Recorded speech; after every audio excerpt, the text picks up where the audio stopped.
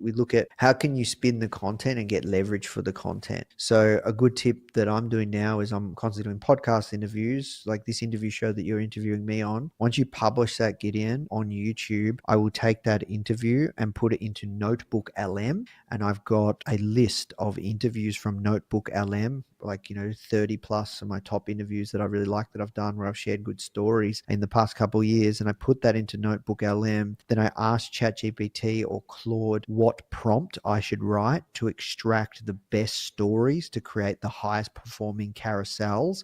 And I've shown it all the data that it's learnt from for the carousels that work and get the most views.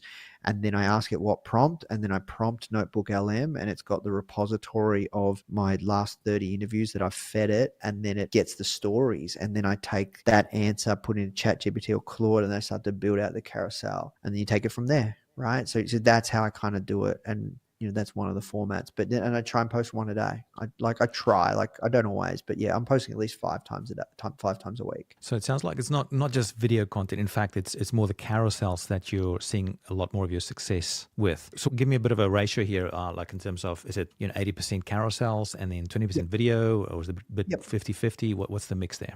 Yeah, it's 80% carousels. And the reason that is because I find them really easy to create myself, and I'm not distracting my team. Like I might get a video edit here or there from my team, but yeah, next year we'll have a dedicated resource purely just clipping content to just pull from constantly. As you know, it's a job in of itself, right? You had a company around this just doing clipping all the 100%. time, right? So over time, we will make it more of a priority in putting out 2 pieces of content, then eventually 3. But you've got to start with a rhythm and a habit and focus on one channel and get really, really strong. And then you've got to use that build, measure, learn. So it's not just putting it out. I'm looking at what content is working. I'm feeding it to Chat GPT to work out what is working, what is driving more engagement, what is driving more message replies. So the algorithms and the social tools, they're getting better. So they can tell you how many conversations you can drive from certain pieces of content, which is amazing.